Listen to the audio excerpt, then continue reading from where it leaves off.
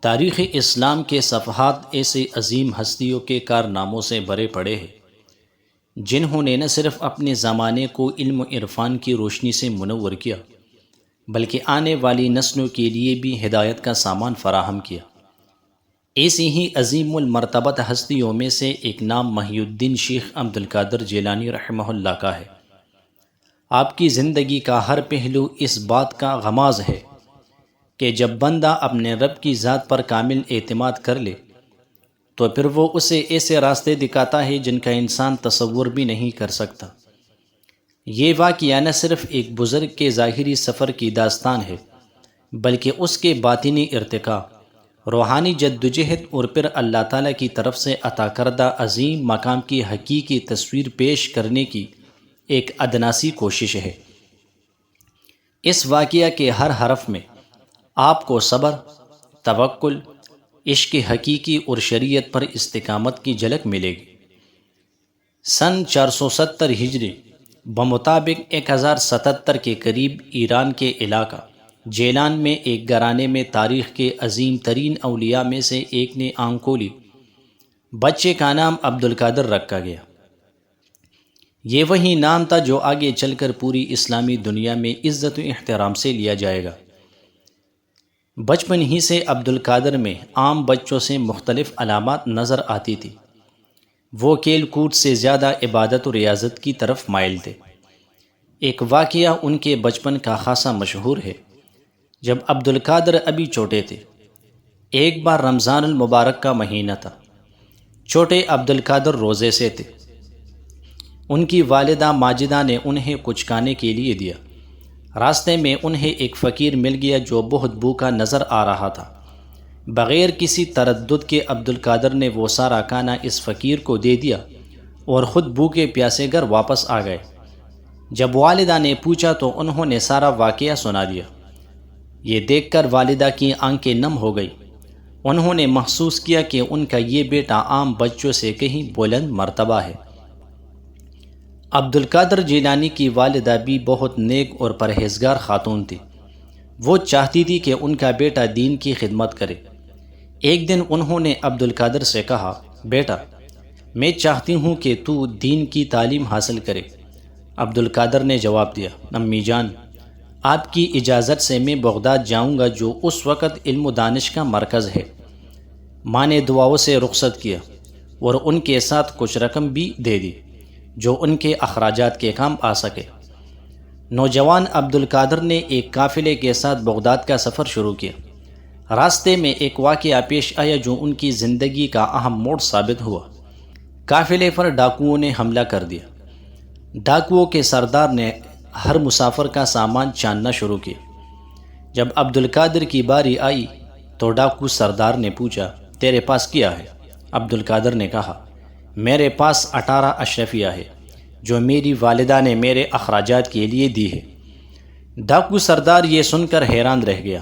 اس نے پوچھا، تو پھر تو نے یہ بات کیوں بتائی؟ اگر تو چپ رہتا تو میں تجھے پکڑتا بھی نہیں۔ عبد القادر نے بڑی معصومیت سے جواب دیا، ماں نے مجھے ہمیشہ سچ بولنے کی تلقین کی ہے، میں جھوٹ کیسے بول سکتا ہوں؟ یہ جواب سن کر ڈاکو سردار کا دل پسیج گیا۔ اس کی آنکھوں میں آنسو آ گئے۔ اس نے اپنے ساتھیوں سے کہا، دیکھو، یہ لڑکا اپنی ماں کے سچ بولنے کے حکم کی اتنی پابندی کر رہا ہے اور ہم اللہ کے حرام کردہ مال کو لوٹ رہے ہیں۔ اس واقعے نے ڈاکو سردار کی زندگی بدل دی۔ اس نے توبہ کی اور اپنے ساتھیوں سمیت راہ راست پر آ گیا۔ یہ تھا عبد القادر جیلانی کے سچائی کے معجزے کا پہلا ظہور۔ بغداد پہنچ کر عبد القادر جیلانی نے مختلف اساتذہ سے علم حاصل کرنا شروع کیا۔ وہ دن رات محنت کرتے، کم خوابی اور کم خوراکی کے ساتھ علم حاصل کرتے۔ ان کے اساتذہ میں قاضی ابو سعید مخرمی اور ابو غالب باقلہ جیسے عظیم علماء شامل تھے۔ عبد القادر نے فقہ، حدیث، تفسیر، تصوف اور دیگر علوم میں مہارت حاصل کی۔ علم حاصل کرنے کے باوجود عبد القادر کے دل میں ایک عجیب بے چینی تھی۔ وہ محسوس کرتے تھے کہ ان کے اندر کچھ کمی ہے۔ ایک دن وہ اپنے استاد کے پاس گئے اور کہا، حضور، میں بہت پریشان ہوں، میرے پاس بہت سارا علم ہے لیکن میرے دل کو سکون نہیں مل رہا۔ استاد محترم نے مسکرا کر جواب دیا، بیٹا، علم تو دو قسم کا ہوتا ہے، ایک ظاہری علم جو کتابوں سے حاصل ہوتا ہے، اور دوسرا باطنی علم جو دل سے حاصل ہوتا ہے۔ تمہیں اب باطنی علم کی ضرورت ہے۔ عبد القادر جیلانی نے باطنی علم کی تلاش میں مختلف مشائخ کی صحبت اختیار کی۔ انہی میں سے ایک بزرگ ابو الخیر حماد الدباس تھے۔ ایک بار عبد القادر ان کی خدمت میں حاضر ہوئے۔ حماد الدباس نے انہیں دیکھتے ہی کہا، اے عبد القادر، تمہارا دل صاف ہے اور تمہاری نیت خالص ہے، تم جلد ہی اللہ کے مقرب بندوں میں شامل ہو جاؤ گے۔ انہوں نے عبد القادر کو چند روحانی ایکسرسائزز بتائے جن پر عمل کر کے انہیں باطنی سکون حاصل ہوا۔ علم کی تکمیل کے بعد عبد القادر جیلانی نے خلوت اختیار کر لی۔ وہ بغداد سے باہر ایک ویران جگہ پر چلے گئے جہاں انہوں نے خود کو عبادت و ریاضت کے لیے وقف کر دیا۔ یہ دور ان کی زندگی کا مشکل ترین دور تھا۔ وہ دن رات عبادت میں مصروف رہتے، بہت کم کھاتے اور اللہ سے مناجات کرتے۔ کئی دن تک انہیں کھانے کو کچھ نہ ملتا، لیکن وہ صبر کرتے۔ ایک رات جب وہ عبادت میں مصروف تھے، ایک آواز آئی، اے عبد القادر، ہم نے تیرا صبر دیکھ لیا ہے، اب تو دنیا کی طرف واپس جا اور لوگوں کو ہماری طرف بلانا۔ یہ ان کی زندگی کا اہم موڑ تھا۔ انہوں نے فیصلہ کیا کہ وہ اب لوگوں کی اصلاح کے لیے کام کریں گے۔ خلوت سے واپسی کے بعد شیخ عبد القادر جیلانی نے بغداد میں درس دینا شروع کیا۔ ابتدا میں ان کے پاس صرف چند طالب علم آتے تھے، لیکن جلد ہی ان کی شہرت پورے بغداد میں پھیل گئی۔ ان کے بیانات میں ایک عجیب تاثیر تھی۔ وہ جس موضوع پر بھی بات کرتے، سامعین کے دل پر گہرا اثر ہوتا۔ ایک جمعہ کے روز شیخ عبد القادر جیلانی نے خطبہ دیا۔ انہوں نے تقوی، پرہیزگاری اور آخرت کی فکر پر روشنی ڈالی۔ ان کی باتوں میں اتنی تاثیر تھی کہ سینکڑوں لوگ رو پڑے۔ ایک شخص کھڑا ہوا اور بولا، یا شیخ، میں نے پوری زندگی گناہوں میں گزاری ہے، کیا اب بھی میرے لیے توبہ کی کوئی گنجائش ہے؟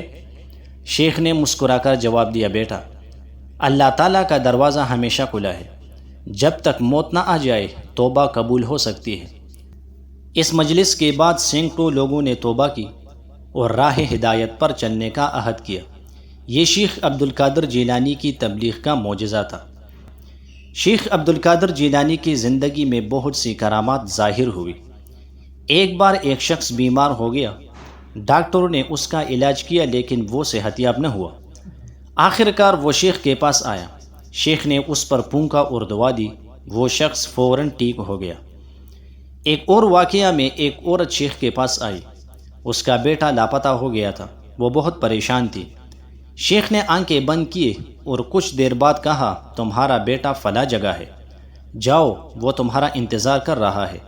عورت گئی تو واقعی اس کا بیٹا وہیں ملا۔ ان کرامات کی وجہ سے شیخ کی شہرت دور دور تک پھیل گئی۔